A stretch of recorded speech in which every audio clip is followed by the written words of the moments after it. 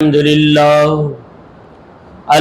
لله نحمده ونستعينه ونستغفره ونؤمن به ونتوكل عليه ونعوذ بالله من شرور أنفسنا ومن سيئات أعمالنا من يهده الله فلا مضل له ومن يضلله فلا هادي له ونشهد أن لا إله إلا الله وحده لا شريك له ونشهد أن سيدنا ونبينا وشفيعنا وحبيبنا ورؤوفنا ورحيمنا وكريمنا وملجأنا ومولانا محمدا عبده ورسوله صلی اللہ تعالی علیہ وآلہ وصحابہ اجمعین وبارک وسلم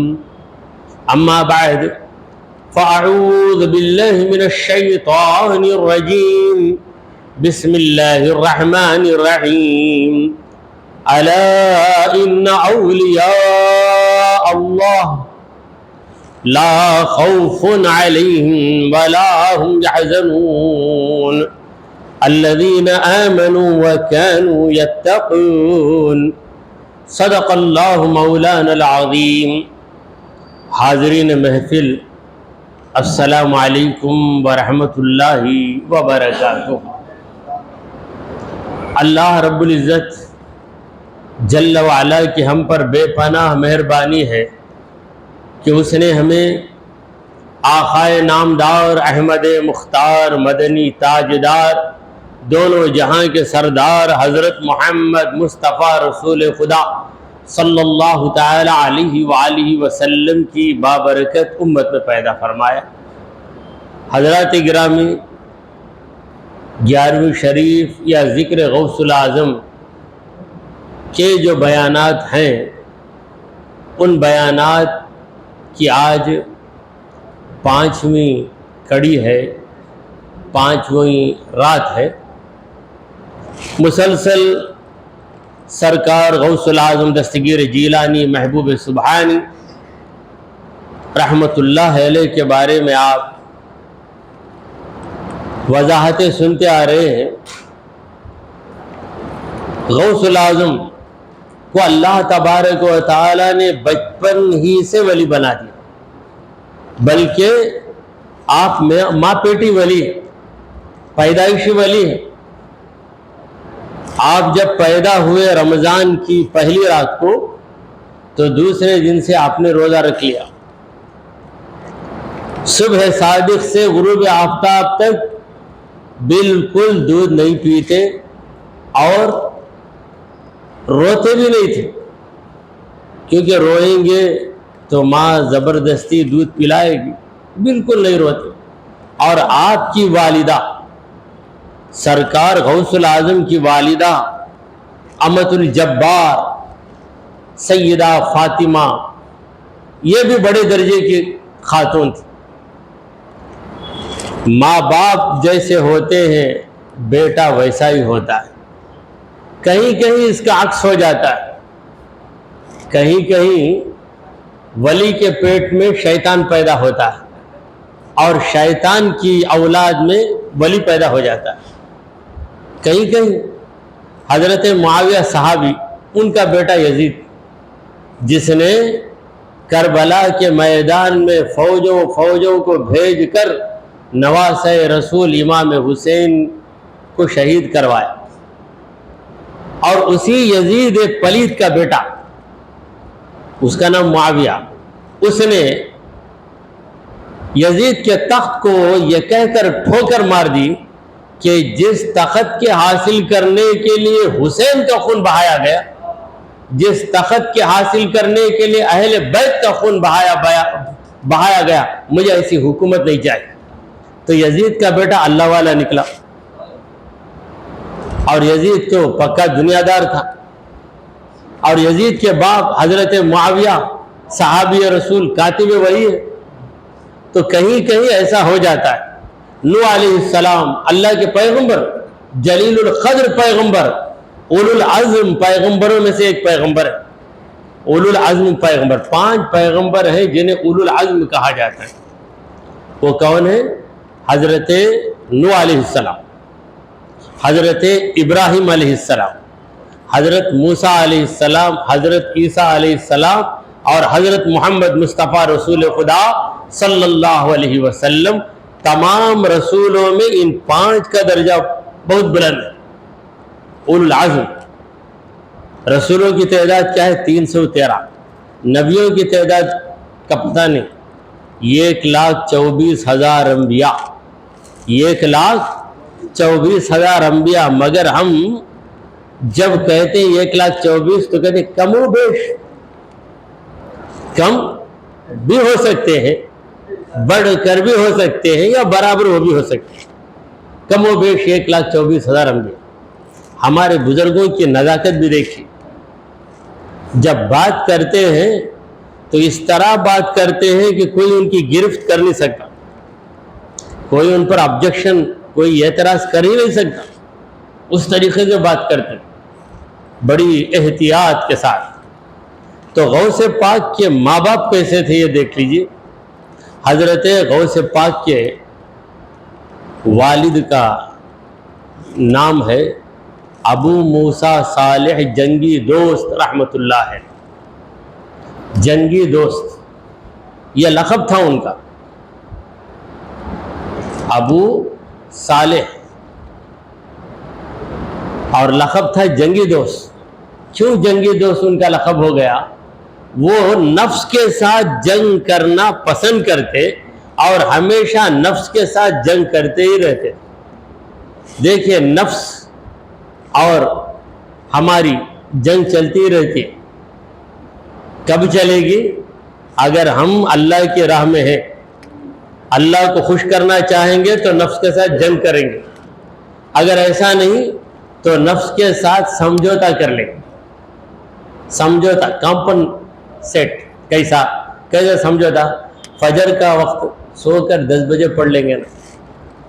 نفس بولا سو گئے، سمجھوتا نہیں. جنگ کرنا تو کیا کریں گے؟ اٹھ کے کھڑے ہو جائیں گے. کھڑے ہو گئے تو بھاگ جاتا شیطان، پڑھے رہے تو پڑھاتے رہتا.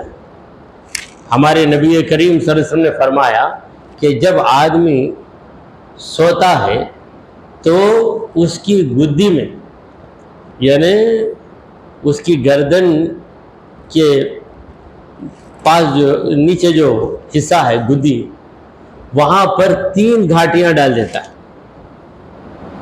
فی خافیتی راس احدکم، تمہاری گردن میں 3 گھاٹیاں ڈال دیتا ہے. جب آدمی بیدار ہوتا ہے انحلت عقدہ، یہ گھاٹی کھل جاتی ہے. یہ گھاٹی کھلتی کب؟ جب بیدار ہوتا ہے. اور جب وضو کر لیتا ہے تو دوسری گھاٹی کھل جاتی. پھر جب نماز پڑھتا ہے تو تیسری گھاٹی بھی کھل جاتی. بیدار ہوا، اٹھ کر بیٹھا، بیٹھ کے پھر دھڑام سے گر گیا تو گھاٹی جو کھلی تھی پھر بھی ٹائٹ ہو جاتی، پھر بھی سخت ہو جاتی. تو اٹھ کر بیٹھنا، بیٹھنے کے بعد کھڑے ہو جانا، پھر آ کے وضو کر لینا. وضو کرتے ہی 2 گھاٹیاں چلیں گے. اب یہ گھاٹی اس کا پاور زیادہ نہیں، اس کی طاقت زیادہ نہیں. آ کے خدا کی بارگاہ میں حاضر ہوا، نماز پڑھا تو اب الحمدللہ تمام برکتیں لے کے باہر نکلے. سرکار دو عالم صلی اللہ علیہ وسلم فرماتے ہیں کہ جو فجر کی نماز پڑھ لیتا ہے وہ اللہ کے ذمے میں ہوتا ہے. فَوَ فِي ذِمَّةِ اللَّهِ، اللہ کے ذمے میں ہوتا ہے، یعنی اللہ تبارک و تعالی اس کی خصوصی حفاظت فرمائے گا. یہ رہا معاملہ فجر کا. مگر ہم لوگوں کا حال کیا ہے؟ الحمدللہ یہاں پہ جتنے حاضر ہیں وہ سب نماز فجر کے پابندی ہوں گے رب کے کرم سے. مگر بہت سے لوگوں کا حال ایسا ہے کہ فجر کی نماز کو جاگنا ان کے لیے بہت بھاری کام. مگر ٹرین کا وقت یا فلائٹ کا وقت ہے تو وہ جاگنا ان کے لیے آسان کام. ٹرین 4 بجے ہے، 5 بجے ہے، برابر اٹھ جائے، نہیں تو کیا ٹرین چلے جائے گی. فلائٹ اڑ جائے گی. اب نماز گئی تو کیا ہوا, بعد میں پڑھ لیں گے. اور بعد میں شیطان اس طرح بہکا تھا کہ بعد میں اٹھتے آفس کا وقت ہو جاتا, ارے ظہر میں ملا کر پڑھ لیں گے. پھر ظہر کا معاملہ کبھی پڑھے کبھی نہیں پڑھے. تو ایک مسلمان کو ایسا نہیں رہنا چاہیے. تو میں یہ عرض کر رہا تھا کہ غوث پاک کے والد محترم جنگی دوست, یعنی ہمیشہ نفس کے ساتھ جنگ کرتے, تو انسان اور نفس کا مقابلہ برابر جاری رہتا ہے. کبھی نفس غالب آ جاتا ہے, کبھی انسان غالب آ جاتا ہے. فجر کے وقت نفس کی بات سن کر سو گیا, تب غالب کون آیا؟ نفس غالب آ گیا, نفس جیت گیا, ہم ہار گئے. نفس کہہ رہا ہے سو جاؤ, ہم اٹھے, وضو کر کے نماز کو آ گئے, نماز بھی ادا کر لی, تب ہم جیت گئے, نفس ہار گیا. یہ نفس اور انسان کی جنگ برابر چلی, مرتا نہیں نفس. نفس کمزور ہوتا. نفس کو مارنا جو کہتے ہیں, مارنے کا مطلب جان سے مارنا, مرتا ہے تین ہونا, مر گیا تو پھر چھٹی ہو جائے گی, کمزور ہو جاتا. جیسے کسی زبردست مجرم ہے, تگڑا ہے, اب اسے کنٹرول میں لانا تو کیا کرتے پولیس والے, مار کے کمزور بنا دے, جان سے نہیں مارتے. جان سے مار دے تو بات ہی ختم ہو جائے گی. تو یہ انسان کا نفس اگر مر گیا تو انسان ہی مر جائے. تو نفس زندہ رہتا, مگر جب انسان اپنے دین اور اپنی عقل کی بنیاد پر اس سے جنگ کرتا ہے تو نفس کمزور ہوتا, انسان غالب آ جاتا. تو یہ جنگ ہمیشہ جاری رہتی. رمضان کا موقع ہے, نفس کہتا ہے روزہ چھوڑو, دین کہتا ہے روزہ پکڑو. اب نفس کی بات مانیں گے یا دین کی بات مانیں گے؟ آپ دین کی بات مان کر روزہ رکھ لیتے ہیں تو آپ کا نفس ہار گیا اور آپ جیت گئے. اگر سمجھوتا کر لیتے, بعض لوگ روزہ ہی نہیں رکھتے. کیوں میں روزہ نہیں رکھتے؟ مجھے بھوک لگتی اس واسطے روزہ نہیں رکھتا. ارے بھوک کو چکانے کے لیے تو روزہ ہے. تم ہر چیز چکھتے ہو, میٹھا بھی چکھتے ہو, نمکین بھی چکھتے ہو, کھٹی چیزیں بھی چکھتے ہو, ترکاری بھی چکھتے ہو, پھل بھی چکھتے ہو, کبھی بھوک کو بھی چکھا ہے؟ بھوک کا مزہ چکھو. بھوک کا مزہ چکھانے کے لیے روزہ رکھا گیا. تب روزہ نہ رکھنے کی وجہ کوئی بیماری بتائے تو خیر, بیماری ہے, میں روزہ رکھ نہیں سکتا, ڈاکٹر نے منع کیا ہے, بہت بوڑھا ہو گیا ہوں, کمزور ہو گیا ہوں, یہ الگ بات ہے. نہیں, بھوک لگتی اس واسطے روزہ نہیں رکھتا. مقصد ہی بھوک لگنا, اسی لیے تو روزہ رکھنا چاہیے. ایک آدمی چلتا ہی نہیں, کیوں میں نہیں چلتا؟ میں چلا تو میرے پیر جو ہے حرکت کرنے لگتی, اس واسطے میں نہیں چلتا. تو چلنے کا مقصد ہی کیا ہے؟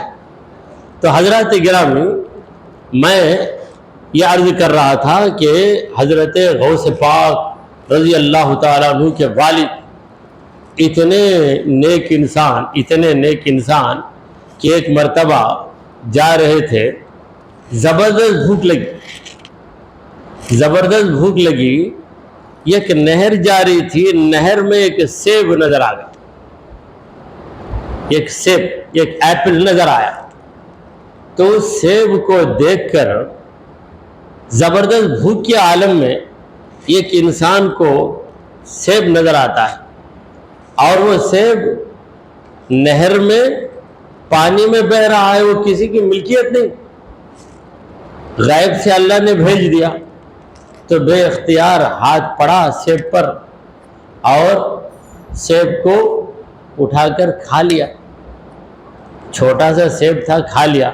کھانے کے فوراً بعد یاد آیا کہ یہ سیب جو آیا پانی میں بہتے ہوئے ضرور آیا, مگر اس کے مالک کی اجازت کے بغیر میں کھا لیا. میں نے بڑا غلط کام کیا. یہ ان کا تقویٰ ہے, ان کو جھنجھوڑ رہا, مگر فتویٰ ہے کہ جائز ہے. فتویٰ الگ, تقویٰ الگ. فتویٰ کہتا ہے جائز ہے, کیونکہ کون اس کا مالک ہے, انکلیمڈ, چیز ہے وہ. کوئی آ کر اسے کلیم کر نہیں سکتا, اس کا مطالبہ نہیں کر سکتا کہ میرا سیب ہے, کہیں سے آ رہا ہے. مگر یہ تقوی والے ہیں, لہذا انہوں نے سوچا کہ یہ نہر کہاں سے آ رہی ہے, ذرا میں اس کا پتہ لگاؤں. تو پتہ لگاتے لگاتے ایک باغ کے پاس چلے گئے. باغ کے پاس گئے تو وہاں پر اتفاق کی بات کہ وہ باغ ہی ہے سیبوں کا باغ. تو آپ نے اندازہ لگا لیا کہ یہ سیب یہاں کے ایک درخت سے جھڑ کر پانی میں گرا ہے اور وہ بہتے ہوئے آیا, تو ضرور اس سیب کا مالک وہی ہے جو اس باغ کا مالک ہے. تو وہ باغ کے مالک سے ملنے گئے, اور باغ کے مالک, وہ باغ والا ظاہر میں تھا, حقیقت میں ایک اللہ والا تھا. باغ والا اللہ والا تھا. باغ کے مالک بہت بڑے صوفی متقی بزرگ تھے, اور ان کا نام تھا حضرت عبداللہ صومعی رحمۃ اللہ ہے. تو یہ حضرت گئے, موسیٰ ابو صالح موسیٰ جنگی دوست, یعنی غوث العظم کے ابا, غوث العظم کے ابا جان گئے. جا کر عرض کرنے لگے کہ غلطی ہو گئی مجھ سے, بہت زیادہ بھوک تھی, آپ کا سیب میں نے کھا لیا. کہاں میرا سیب تجھے؟ یہ پانی میں بہہ رہا تھا, کیونکہ وہ ڈالیاں ادھر ہی جھکی ہوئی ہے, سیب ادھر ہی گرا ہوگا, میں کھا لیا. تو میں آپ کے پاس اس واسطے آیا ہوں کہ آپ مجھے معاف کر دیجیے, تاکہ وہ سیب میرے لیے حلال ہو جائے. یہ ہے تقوی. فتویٰ کہتا ہے جائز, فتویٰ تو کہتا ہے کہ جب ضرورت پڑ جائے, سخت ضرورت آ جائے, تو ناجائز کام بھی جائز ہو جاتا. مگر تقوی کی بات الگ ہے. امام اعظم ابو حنیفہ رحمۃ اللہ علیہ سے کسی نے پوچھا کہ اگر کپڑے میں ایک چھوٹا سا ٹپکا لگ گیا, کس کا ٹپکا؟ کسی گندی چیز کا ٹپکا لگ گیا, ایک ٹپکا, تو آپ نے کہا کہ 1 درہم تک کی اجازت. 1 درہم گول جو ہوتا ہے, یہ ہتھیلی کے سائز, یہ ہے فتویٰ. مگر تقویٰ یہ ہے کہ وہ ٹپکا بھی تو دور کر دے, اتنی گندگی بھی نہ رہے, یہ ہے تقویٰ. تو وہ بھی اللہ والے تھے. ولی را ولی میں شناست, ولی کو ولی ہی پہچانتا ہے. تو پہچان لیا, ارے ایک ولی میرے پاس آ گیا, میرے مولا تو نے میری لاج رکھ لی. میں کئی دنوں سے انتظار میں تھا کہ میری بیٹی کا شوہر وہ ہو جو تیرا ولی ہو, اب یہ ولی آ گیا. کہا دیکھو بیٹا, کیا کام کر دیا ہے تم نے, میرا سیب میری اجازت کے بغیر تم کھا لیا, ایسا کیسا کر دیا تم؟ ہاں غلطی ہو گئی, معاف کر دیجئے. یوں ہی میں کیسے معاف کروں گا, میری ایک شرط ہے, اسے تم پوری کرو تب معاف کروں گا, ورنہ ہرگز معاف نہیں کروں گا. تو معصوم نوجوان, دنیا ہی نہیں جاننے والا نوجوان, کہا آپ جو سزا دیتے ہیں دیجئے. کہا میرے پاس تم کو کام کرنا پڑے گا, اتنے سال کام کرنا پڑے گا. کر لوں گا کام. پھر اس کے بعد میری ایک بیٹی ہے, اس سے تم کو نکاح کرنا پڑے گا, اور نکاح کر لو گے تو تمہاری غلطی معاف ہو جائے گی, پورے طور سے معاف ہو جائے گی. مگر میری بیٹی کیسی ہے؟ اندھی اور گونگی, بہری, یعنی نہ دیکھتی ہے, نہ سنتی ہے, نہ بولتی ہے, اور لنجی ہے, لنگڑی ہے. ایسی ہے میری بیٹی, آپ کو منظور ہے؟ کہا اگر غلطی اسی شرط پر معاف ہوتی ہے تو مجھے منظور ہے، کیونکہ آخرت کا خیال تھا، دنیا کا خیال نہیں تھا، آخرت کا خیال۔ تو چند دن اپنے پاس رکھا، چند سال تربیت بھی کی اور آزمایا بھی۔ آنے والے اجنبی شخص کو، اس نوجوان کو آزمایا حضرت عبداللہ صومعی نے کہ کیسا ہے، اس کی زبان کیسے ہے، اس کی عبادت کیسی ہے، اچھی طرح آزمایا تو دیکھا کہ مکمل طور پر اللہ کا ولی ہے، اللہ کا ولی ہے۔ یہ خزانہ مجھے مل گیا۔ پھر نکاح کا وقت آیا تو نکاح بھی کروا دیا۔ نکاح ہونے کے بعد دولہا دلہن کی پہلی شب زفاف، اسے کہتے ہیں شب زفاف، رخصتی کی رات، یعنی باپ کے گھر سے بیٹی رخصت ہو کر شوہر کے گھر چلی جاتی، تو دلہن اندر ہے، اب گئے دلہن کو دیکھیں۔ جب اندر گئے تو دلہن بیٹھی ہوئی تھی، جو ہی گھسے السلام علیکم کہا تو اس نے جواب دیا وعلیکم السلام، اور اٹھ کے کھڑی ہو گئی ادب سے، تو فوراً باہر آئے، آ کر اپنے سسر جی سے، عبداللہ صومعی سے کہنے لگے کہ حضرت عورت بدل گئی ہے،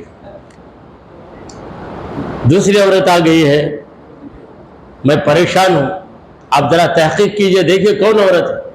پر دوسری عورت میرے گھر میں کیسے آئے گی بیٹا؟ میرے گھر میں بس میری ایک بیٹی ہے، دوسری کوئی نہیں ہے۔ بولا نہیں دوسری ہے۔ آپ نے کہا کہ وہ گونگی ہے، بات نہیں کرے گی، وعلیکم السلام بول رہی، اور جو ہی گیا کھڑی ہو گئی۔ لنگڑی کہاں ہے وہ؟ کہا بیٹا میری زبان استعارے کی زبان تھی۔ کیا زبان تھی؟ استعارہ یا اشارہ۔ جیسے ہماری زبان میں بہت سے ایسے الفاظ استعمال کیے جاتے ہیں، یہاں کی موٹی زبان میں بولتے ہیں پیٹ کاٹ لیا کیا پوچھتے، اس کا مطلب پیٹ کاٹ لیا نہیں، کھا لے کر آیا کیا، یہ پوچھنے کے لیے۔ یہ ہماری زبان اہل مدراس کی، دوسری بستی میں بولیں گے تو وہ نہیں سمجھ پائے ہماری زبان۔ اور الحمدللہ بولتے، روزہ کیا، روزہ نہیں تو لمن کنڈا بولتے۔ کیا بھائی لمن کنڈا کیا ہے؟ یہاں کے لوگ اپنی ایک الگ زبان رکھتے ہیں، تو ایک استعارے کی زبان رہتی ہے۔ تو کہا میں نے کہا کہ میری بیٹی اندھی ہے، اس کا یہ مطلب نہیں کہ آنکھوں کی اندھی ہے، اندھی ہے تو وہ نامحرم کی اندھی ہے۔ آج تک میری بیٹی نے کسی نامحرم کو نہیں دیکھا، مجھے دیکھا ہے بس، کوئی اجنبی مرد اس کی نگاہ کے سامنے نہیں آیا۔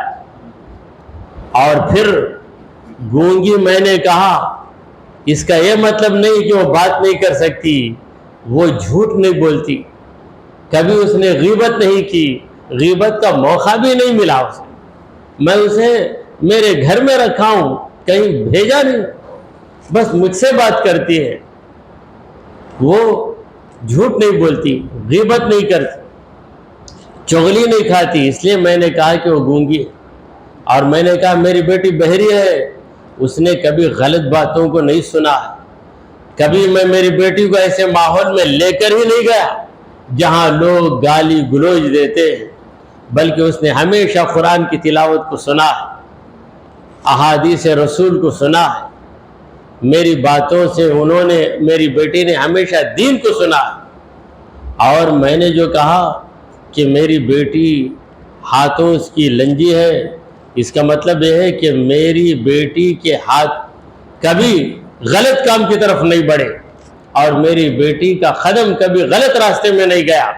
میں نے استعارے کی زبان سے تمہیں سمجھایا اور تمہیں آزمانا چاہتا تھا کہ تم آخرت کے عذاب سے ڈرتے ہو یا دنیا کی مصیبت سے ڈرتے ہو۔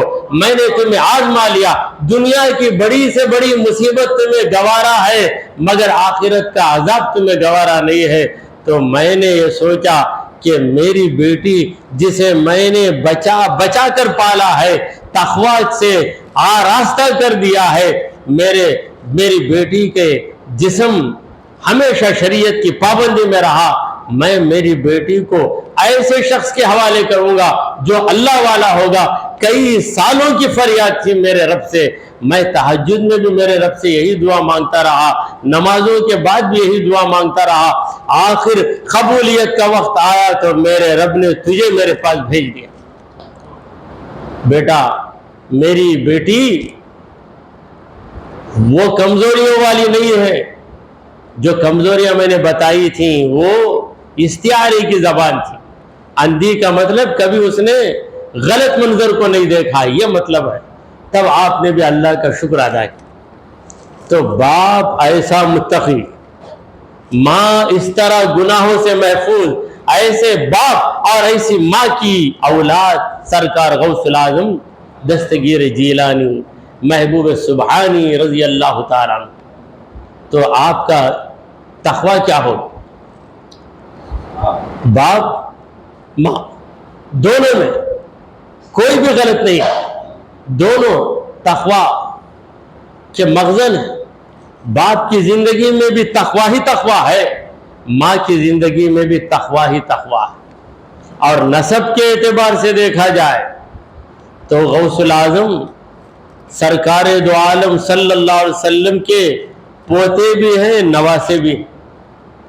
وہ اس طرح کہ غوث العظم کے جو ابا ہے ابو صالح موسیٰ جنگی دوست، ان کا سلسلہ نسب امام حسن سے جا کر ملتا ہے، یعنی ابو صالح موسیٰ جنگی دوست، ان کے ابا ان کے ابا ان کے ابا ان کے ابا کے ابا، آخر میں کہا جاتا ہے امام حسن کی طرف جا کے رک جاتا ہے۔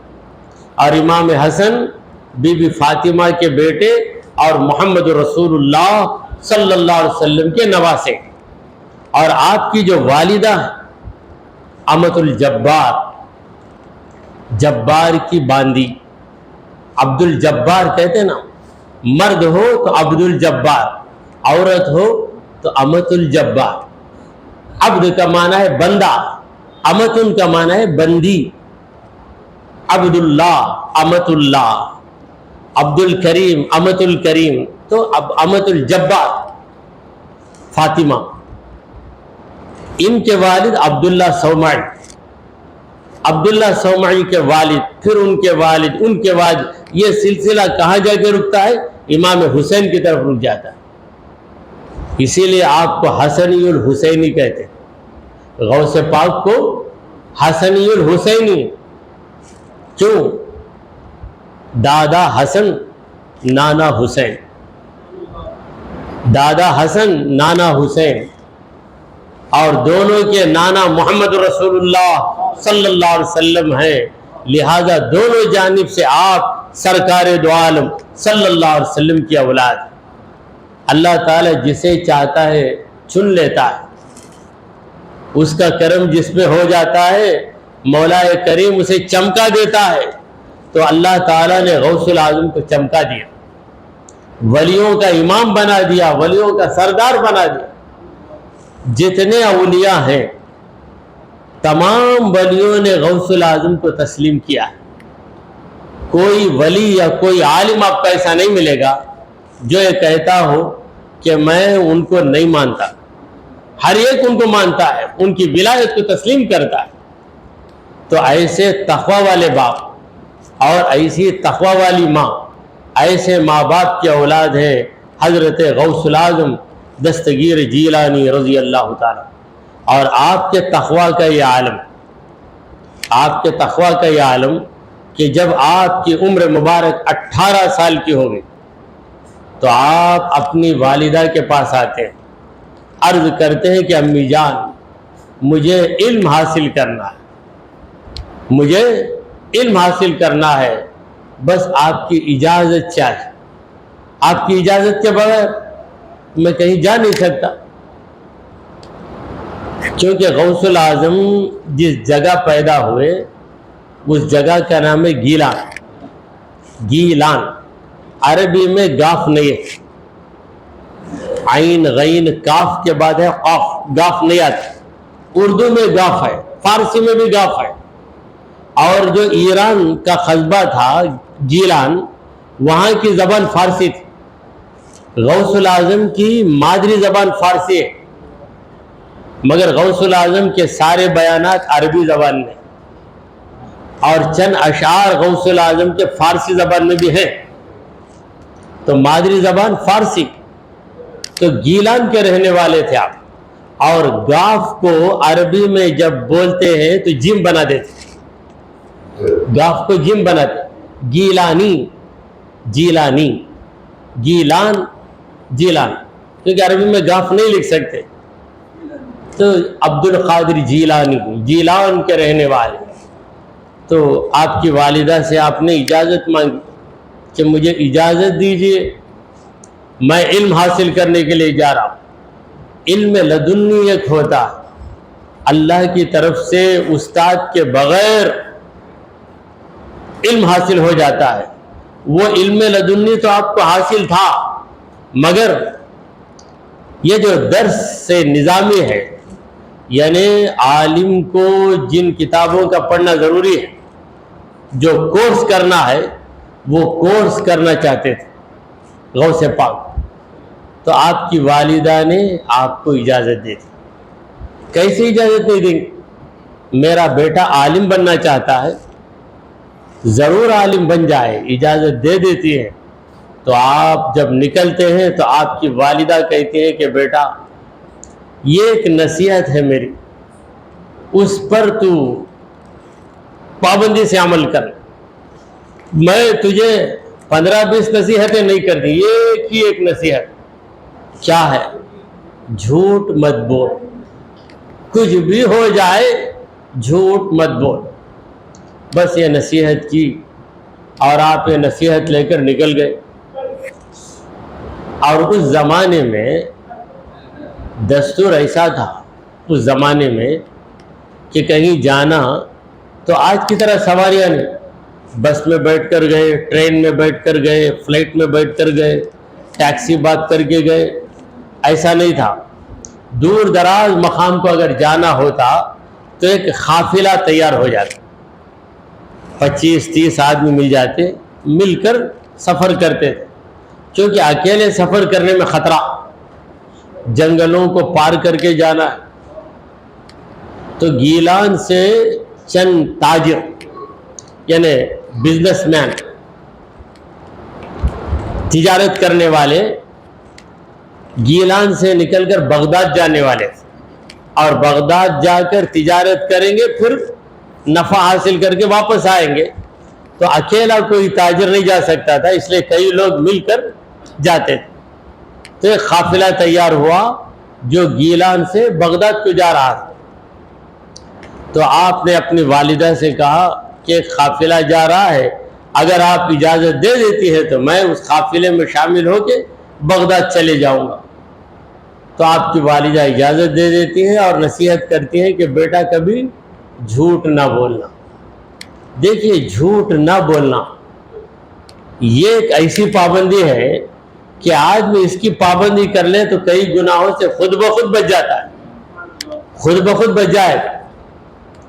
سرکار دو عالم صلی اللہ علیہ وسلم کے دور کا واقعہ ہے کہ ایک شخص نے آ کر حضور سے کہا کہ میں کئی گناہ کرتا ہوں، اگر آپ مجھے تمام گناہوں سے روکیں گے تو میں رک نہیں سکتا، مجھے صرف ایک گناہ سے آپ روکیے۔ میں شراب بھی پیتا ہوں، چوری بھی کرتا ہوں، زنا بھی کرتا ہوں، کئی برائیاں ہیں میرے پاس، ہوں برا انسان،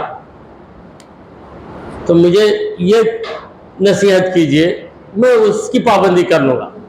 سرکار دو عالم صلی اللہ علیہ وسلم نے کہا کہ جھوٹ مت بول، دوسرا جو کرنا ہے تیری مرضی، جھوٹ نہیں بولنا۔ سارا دن کل گزر جانے کے بعد شام کو آ کر میرے سے ملاقات کر، جھوٹ نہیں بولنا، دوسرا جو کرتا ہے کر۔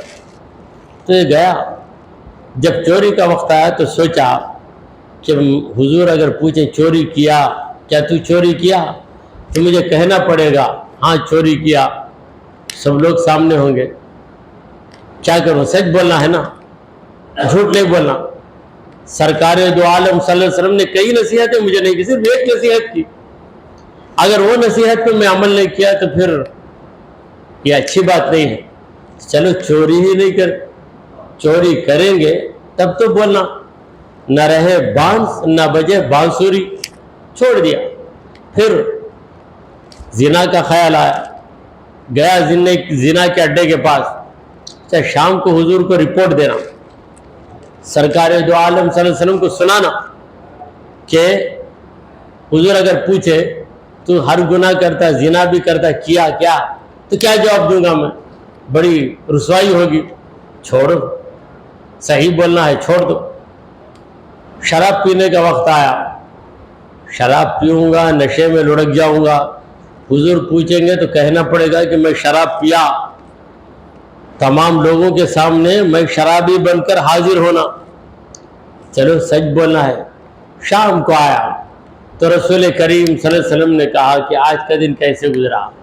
کہا یا رسول اللہ آپ کا بھی کیا کہنا ہے، آپ کی ایک نصیحت نے مجھے تمام برائیوں سے بچا لیا۔ شراب پینا چاہا مگر آپ کو سچ سچ کیسے بتاؤں، شراب پینا میں نے چھوڑ دیا۔ زنا کا خیال آیا، سچ سچ بتانا ہے، اس لیے میں نے سچ بتانے کے لیے زنا چھوڑ دیا۔ اب میں سچ بتاتا ہوں، میں زنا بھی نہیں کیا، میں چوری بھی نہیں کیا، میں شراب بھی نہیں پیا، میں نے کسی پر ظلم بھی نہیں کیا۔ آپ کی ایک نصیحت نے مجھے کیا سے کیا بنا دیا۔ تو یہ نصیحت جو سرکار دو عالم صلی اللہ علیہ وسلم کی ہے، وہی نصیحت غوث العظم محبوب سبحانی کی والدہ کرتی۔ تو قافلہ نکلا، راستے میں ڈاکوؤں نے حملہ کیا۔ یہ لوگ 20-25 تھے تو 60 ڈاکو، ایک ڈاکو 10-12 آدمیوں کو مار سکتا۔ بڑے زبردست ہوتے تھے ڈاکو زمانے کے، جنگل میں رہتے تھے، لٹیرے، تو سب کو پکڑ کر گرفتار کر دیا، سب کی چیزوں کو لے لیا۔ پھر اس کے بعد ہر ایک سے پوچھنے لگے کوئی چیز تیرے پاس ہے تو بتا، اگر چھپا کر رکھ لیا پتہ چلا تو ہم تجھے ختم کر دیں گے، تیرے ٹکڑے بنا دیں گے۔ تو ہر ایک کانپتا ہے، نہیں میرے پاس کیا بھی نہیں، یہی تھا، وہ دے دیا، میں وہ دے دیا۔ تو 18 سالہ نوجوان، چہرے پہ نور ہی نور ہے، کیونکہ علم بھی ہے، عمل بھی ہے، تقوی بھی ہے۔ باپ ابو صالح جیسا متقی، ماں ایسی پاک دامن عورت۔ تو یہ ڈاکو میں ایک ڈاکو آ کے پوچھا، اے لڑکے کیا عجیب ہے تیری حالت، چہرے پہ پریشانی نہیں، گھبراہٹ نہیں، اللہ والا کہاں ڈرتا، اللہ والا کہاں ڈرتا، گھبراہٹ نہیں ہے، کیا تیرے پاس کچھ ہے تو بتا۔ ہاں ہے میرے پاس۔ کیا؟ میری آستین میں 40 درہم ہے، درہم اشرفی جو بھی ہے میرے پاس ہیں۔ تو ڈاکو کہنے لگا، اے لڑکے تیرے مزاج میں بڑی شرارت، ایسے موقع پر جب بھاری سے بھاری پہلوان بھی کام جاتا ہے تو میرے ساتھ مذاق کرتا ہے۔ اے جھوٹ مت بول، غوث العظم سے کہا جھوٹ مت بول۔ آپ نے کہا میں جھوٹ نہیں بولتا، جھوٹ بولوں گا نہیں۔ پھر جاتے جاتے اس نے جو سردار تھا اس سے کہا کہ سردار جی، ہمارے یہ جو لوگ ہمارے ہاتھ میں آئے ہیں سب بیکار، سب ڈرپوک ہیں، مگر ایک نوجوان بڑا دلیر ہے، اگر اسے ہم اپنی ٹیم میں شامل کر لیں گے، ہماری گروپ میں یا ہماری جماعت میں شامل کر لیں گے تو بہت کم آئے گا، بڑا ہمت والا ہے۔ ایسے خطرناک موقع پر جبکہ ہر ایک کے اندر وائبریشن آ گیا ہے، سب تھرا رہے ہیں، کانپ رہے ہیں، مگر یہ نوجوان بڑے وقار کے ساتھ کہتا ہے کہ میری آستین میں 40 اشرفیاں ہیں۔ تو سردار نے کہا ایسا دلیر لڑکا ہے، چلو میں بھی اسے دیکھتا ہوں، بلا۔ کہا اے لڑکے مذاق کر رہا ہے؟ کہا نہیں مذاق نہیں کر رہا ہوں۔ کہاں ہے؟ کہا آستین میں ہے۔ اگر غلط نکلا تو کیا ہوگا تجھے معلوم؟ کیا ہو جائے گا؟ جو بھی کرنا ہے کرو، غلط ہو ہی نہیں سکتا ہو۔ تو جب وہ خمیس کو ادھیڑ کر اس کو پھاڑ کر دیکھا تو واقعی اندر ایسی نزاکت کے ساتھ آپ کی والدہ نے رکھا کہ دیکھیں گے تو آستین ہی نظر آئے گی۔ مگر وہ کاریگری تھی پرانے لوگوں میں ایسی کاریگری تھی کہ آج مشین کے ذریعے جو چیز بنائی جاتی اس سے زیادہ نزاکت والی چیز بنائی جاتی۔ تو واقعی گن کر دیکھا تو 40 اشرفیہ ہیں۔ کہا اے نوجوان، کیا تجھے پتہ نہیں کہ اگر یہ چیز ہمارے ہاتھ لگ گئی تو ہم اسے لوٹ لیں گے؟ اگر یہ چیز پوشیدہ رہ جاتی تو یہاں سے نکل جاتا تو بعد میں تیرے کام آتی، مگر تو نے کیوں ظاہر کیا؟ کہا میری امی نے کہا کہ جھوٹ نہیں بولنا، میری والدہ نے کہا کہ جھوٹ نہیں بولنا، اس لیے میں جھوٹ نہیں بول سکتا۔ تیری جان گئی تو جائے، میں میری والدہ کی بات کو کبھی ٹال نہیں سکتا۔ تو غوث الاعظم کی پیاری پیاری زبان سے یہ جو پیارے الفاظ نکلے یہ نشتر بن کر اس کے دل میں چھپ گئے۔ جو ڈاکوؤں کا سردار، زبردست قذاق، زبردست لٹیرا، تو اس کے دل میں چھپ گئے۔ ایسا اثر ہوا، کہتے ہیں جو بات دل سے نکلتی ہے اثر رکھتی ہے، جو بات دل سے نکلتی ہے اثر رکھتی ہے، پر نہیں طاقت پرواز مگر رکھتی ہے۔ اثر ہو گیا۔ نے کہا کہ اے بچے، میں کتنا نافرمان، تو تیری ماں کی نصیحت پر عمل کرتے ہوئے اپنی جان کی بھی پرواہ نہیں کرتا، اور میں اتنا بڑا ہو گیا ہوں، اللہ کی اتنے برسوں سے نافرمانی کر رہا ہوں، اللہ کے بندوں کو اذیتیں دے رہا ہوں، آج میں سنبھل گیا۔ اے لڑکے، تیرے ہاتھ کو پکڑ کر میں توبہ کر رہا ہوں، آئندہ کبھی یہ دھندا میں نہیں کروں گا، دیکھیے غوث الاعظم کی تبلیغ کس نرالے انداز میں۔ یہ ڈاکو جسے سدھارنا بڑے بڑوں کے لیے ناممکن، بس ایک نصیحت، اپنی ماں کی نصیحت پر میں عمل کیا ہوں، اس جملے نے وہ اثر کیا کہ ڈاکوؤں کا سردار سنبھل گیا، آنکھ سے آنسو جا رہے ہیں۔ وہ شخص جو کبھی روتا نہیں، وہ شخص جو کبھی کسی کے آگے جھکتا نہیں، غوث الاعظم کا ہاتھ پکڑ کر کہتا ہے نوجوان مجھے معاف کر دے، میں توبہ کرتا ہوں۔ پھر کچھ دیر کے بعد سب کو بلا کر کہا کہ دیکھو تم لوگ آزاد ہو، میں آج سے اس دھندے کو چھوڑ دیا، کیونکہ یہ لڑکا جس کے چہرے میں نورانیت ہی نورانیت ہے، یہ اپنی ماں کی نصیحت پہ عمل کرتے ہوئے اور اپنی ماں سے جو وعدہ اس نے کیا اس وعدے کو نبھاتے ہوئے ایسے خطرناک موقع پر بھی یہ جھوٹ نہیں بول رہا ہے، لہٰذا میں بھی اب توبہ کر کے اللہ سے معافی مانگ لیا ہوں، کبھی یہ کام نہیں کروں گا، یہ لوٹ لینا، جان سے مار دینا، لوگوں کو پریشان کرنا، یہ کام میں نہیں کرتا، تم لوگ جو چاہو کرو، تم لوگ تمہارے دھندے پہ قائم رہو، مجھے چھوڑ دو، میں جا رہا ہوں۔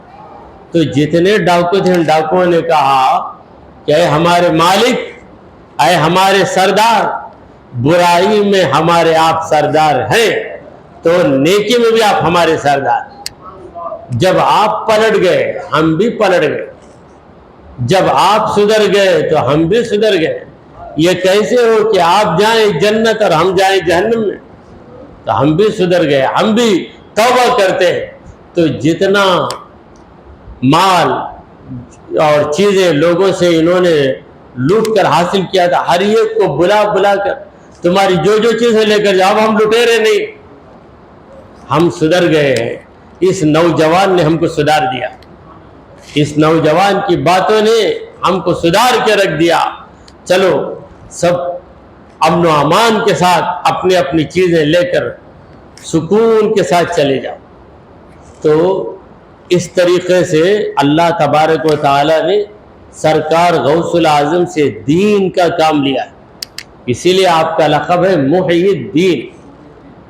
محی الدین یہ ہے صحیح تلفظ، مگر ہم یہاں پر محی الدین کہہ دیں، اصل میں ہے محیی کا معنی زندہ کرنے والا. محی الدین، دین کو زندہ کرنے والا. حضور سرکار دو عالم صلی اللہ علیہ وسلم کی حدیث ہے کہ ان اللہ یبعث فی هذه الامة على رأس كل 100 من یجدد لها دینها. اللہ تعالی ہر 100 برس کو ایک ایسے شخص کو پیدا کرتا ہے جو دین میں تازگی پیدا کر دیتا ہے. اسے کہتے ہیں مجدد. ہر صدی میں ایک پیدا ہوتا ہے. تو ہمارے غوث العظم میں نہیں، مجدد اعظم بھی. آپ نے دین کو زندہ کیا. بغداد کے لوگ جو سنتوں کو چھوڑ کر دین سے ہٹ کر منمانی میں لگ گئے، کیونکہ بغداد دار الخلافہ تھا. دار الخلافہ، خلیفہ رہنے کی جگہ، خلیفے کا محل وہاں تھا، اور وہاں کے لوگ بڑی فراخی میں تھے، سب کے سب دولت مند تھے، لہذا منمانی بھی زیادہ چلتی تھی وہاں پر. حضرت غوث پاک رضی اللہ تعالیٰ عنہ نے اپنے وعظوں کے ذریعے، اپنے بیانوں کے ذریعے، اپنی تعلیمات کے ذریعے بغداد والوں کے اندر ایسی تبدیلی لائی کہ بے دین لوگ دین پر قائم ہو گئے. اللہ تبارک و تعالی ہم سب کو حضرت غوث پاک رضی اللہ تعالیٰ عنہ کی نصیحتوں پر عمل کرنے کی توفیق عطا فرمائے. آمین. وآخر دعوانا ان الحمد للہ رب العالمین.